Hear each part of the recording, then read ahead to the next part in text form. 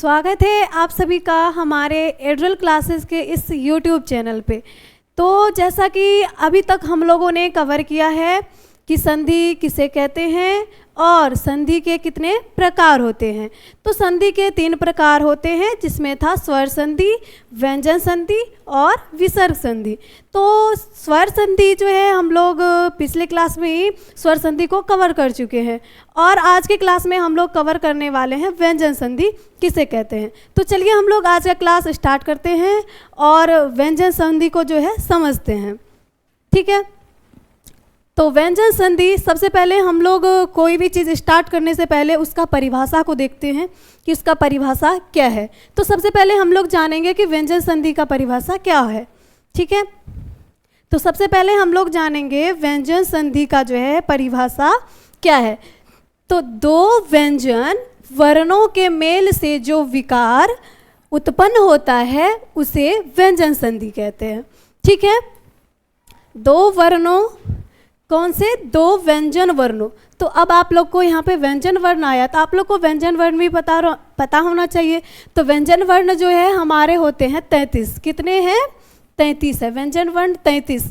क से लेके ह तक, क वर्ग, च वर्ग, ट वर्ग, त वर्ग, प वर्ग और य से लेके ह तक, ये सभी हमारे क्या है?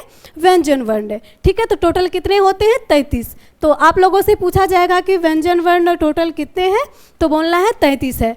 और स्वर वर्ण कितने थे? तो 11 थे। ठीक है, तो 2 व्यंजन वर्णों के मेल से जो विकार उत्पन्न होगा तो उसे हम लोग कहेंगे कि ये व्यंजन संधि है। ठीक है, अब देखिए इसमें कैसे विकार उत्पन्न होता है, इसका कुछ एग्जाम्पल को देखते हैं।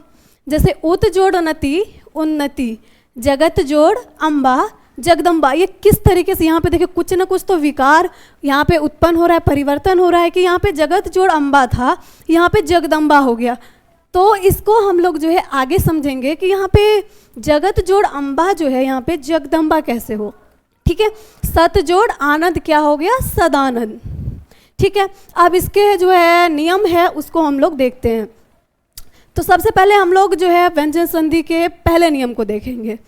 तो व्यंजन संधि का जो है पहला नियम क्या है, सबसे पहले हम लोग उसको देखेंगे। तो प्रत्येक वर्ग के पहले वर्ण, प्रत्येक वर्ग कौन से? क वर्ग, च वर्ग, ट वर्ग, त वर्ग, प वर्ग। तो प्रत्येक वर्ग के पहले वर्ण, तो प्रत्येक वर्ग के पहले वर्ण क्या है? क वर्ग के पहला वर्ण क, च वर्ग के पहला वर्ण च, ट वर्ग का जो है पहला वर्ण ट और त वर्ग का पहला वर्ण क्या होगा? त होगा और प वर्ग का पहला वर्ण प होगा। ठीक है, तो पहले वर्ण के तुरंत बाद, ठीक है, पहले वर्ण के तुरंत बाद, चलिए हम यहाँ पे लिख लेते हैं पहले वर्ण। चलिए पहला वर्ण सबका लिख लेते हैं क, उसके बाद पहला वर्ण क्या? च, उसके बाद फिर पहला वर्ण क्या? ट, फिर उसके बाद पहला वर्ण क्या? त। सभी वर्ग का पहला वर्ण लिखना है। ठीक है, उसके बाद कोई क्या बोले? तुरंत बाद कोई स्वर वर्ण। ठीक है, तो स्वर वर्ण हमारे कितने हैं? 11। उसके बाद क्या है? कोई, इसके बाद कोई स्वर वर्ण आए या उसी वर्ग का तीसरा वर्ण। क्या है? इसी वर्ग का तीसरा वर्ण। तो आप लोग को ये पता होना चाहिए, जैसे क वर्ग का जो है तीसरा वर्ण क्या होगा? ग होगा। क ख ग, तो क ख का जो है हम लोग वर्तनी लिखते हैं। तो इसमें जो है तीसरे जो है वर्ण क्या आता है? ग आता है। तो ग हमारा जो है क्या हो गया? तीसरा वर्ण। फिर उसके बाद च छ में तीसरा वर्ण ज हो गया, ट ठ में तीसरा वर्ण ड हो गया, त थ में तीसरा वर्ण द हो गया और प फ में तीसरा वर्ण ब हो गया। तो क्या है कि प्रत्येक वर्ग के जो है पहले वर्ण के तुरंत बाद स्वर वर्ण आए या उसी वर्ग का तीसरा वर्ण। तो आप लोग उसी वर्ग का तीसरा वर्ण यहाँ पे जो आया है समझ गए क्या? इसका तीसरा वर्ण यहाँ पे और क्या था? स्वर वर्ण। तो स्वर वर्ण यहाँ पे 11 है तो हम 11 लिख दिए यहाँ पे। ठीक है, उसके बाद तीसरा वर्ण, तो सबका तीसरा वर्ण क्या होगा? क का तीसरा वर्ण हो जाएगा ग और च का तीसरा वर्ण हो जाएगा ज और ट का तीसरा वर्ण हो जाएगा ड और त का जो है तीसरा वर्ण हो जाएगा द और प का तीसरा वर्ण क्या हो जाएगा? ब हो जाएगा। ठीक है, तीसरा वर्ण आए तो पहले वर्ण के स्थान पर, पहले वर्ण ये सब क्या है हमारे पहले वर्ण, तो पहले वर्ण के स्थान पर उस वर्ग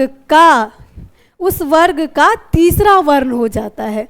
ठीक है, यहाँ तक आप लोग समझे कि पहले वर्ण के स्थान पे जो है उसी वर्ग का तीसरा वर्ण हो जाएगा। तो पहले वर्ग के स्थान पर तीसरा वर्ण हो जाएगा। तो पहला वर्ण हमारा यहाँ पे क्या है क, तो इसके बदले क्या हो जाएगा तीसरा वर्ण।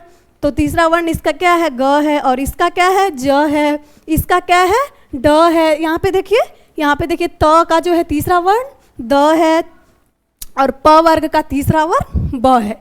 तो क्या हो जाता है इसका तीसरा वर्ण हो जाता है। तो चलिए अब हम लोग एग्जाम्पल से समझते हैं। देखिए हमारा यहाँ पे क्या है एग्जाम्पल, दिक जोड़ गज। क्या है दिक जोड़ गज। तो देखिए यहाँ पे पहला वर्ण क्या है, इसमें क है। देखिए यहाँ पे हलंत लगा हुआ है, इसका मतलब यहाँ पे क है। अगर हलंत नहीं लगा हुआ रहता तो इसमें जो हम अंतिम वर्ण पूछते तो यहाँ पे क्या होता अ होता। क्या होता अ होता। तो हम लोग व्यंजन वर्ण पढ़ रहे हैं, तो इसमें हम लोग क्या किए हैं स्वर वर्ण का यूज नहीं किए यहाँ पे।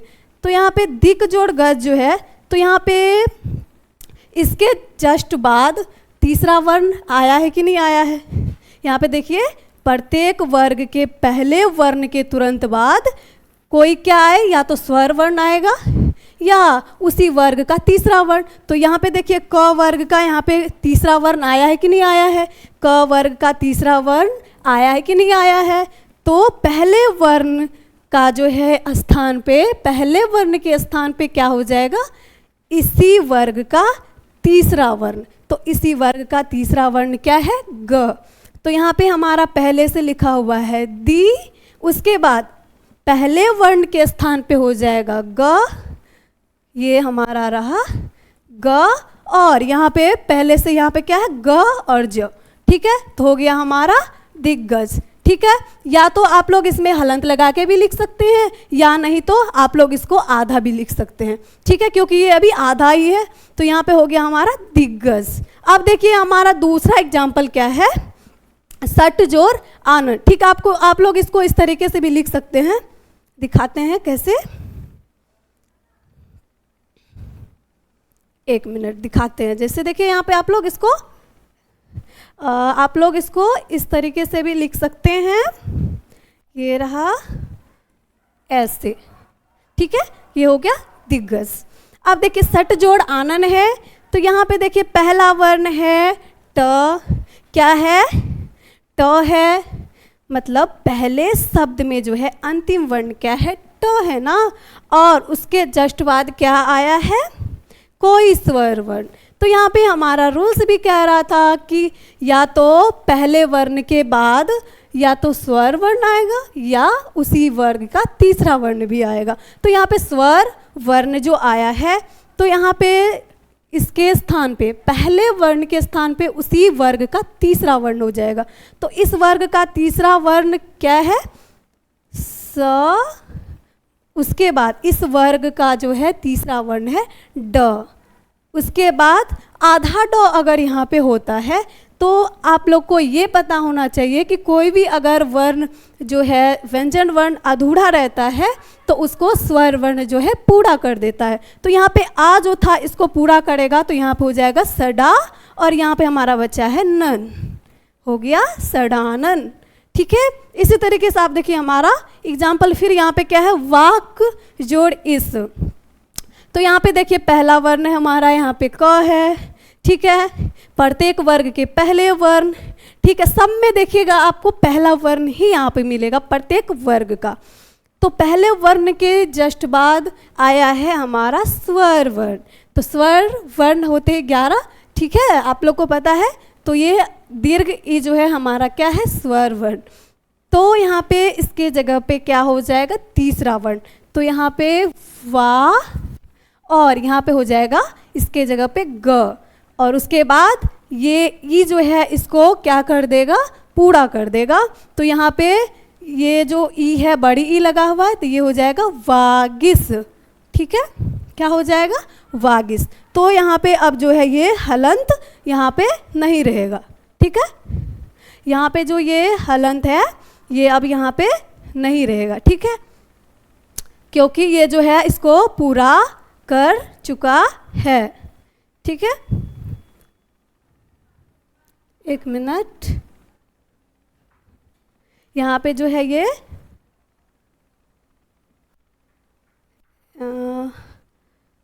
ठीक है, चलिए इसको हम इस तरीके से इसको क्या किए, मिटा दिए।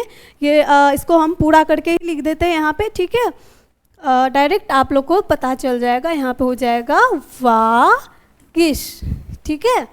ये जो है इसको क्या किया, इस ग को पूरा कर दिया।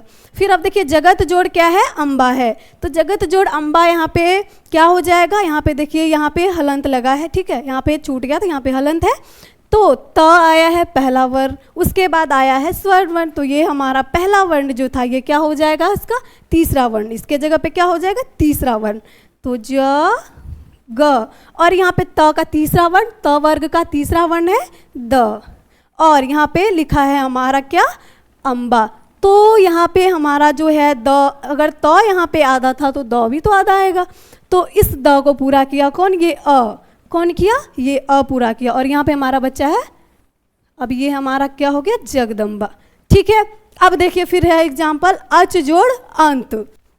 यहाँ पे अंतिम वर्ण क्या है, किसी वर्ग का पहला वर्ण जो है आया है, और उसका जो है उसके बाद फिर क्या है, यहाँ पे कोई स्वर वर्ण आए हैं, तो इसका जो है यहाँ पे तीसरा वर्ण हो जाएगा, तो अ और च का तीसरा वर्ण हमारा है ज, क्या है, ज, और यहाँ पे हमारा आधा ज था, यहाँ पे क्या था हमारा, आधा ज था, क्योंकि च यहाँ पे आधा है तो ज भी यहाँ पे हमारा आधा था, और ये इसको पूरा किया तो हो गया हमारा अजंत, क्या हो गया, अजंत, ठीक है। अब एक लास्ट एग्जाम्पल बचा हुआ है, सत्य जोड़ आनंद, और इसका जो है संधि विच्छेद करके इसका आंसर क्या आएगा, आप लोग कमेंट में ज़रूर बताइएगा, और हम लोग जो है अगले क्लास में व्यंजन संधि का दूसरा नियम को पढ़ने वाले हैं। तब तक के लिए आज का क्लास हम लोग यहीं तक रखते हैं और मिलते हैं नेक्स्ट क्लास में। Thank you.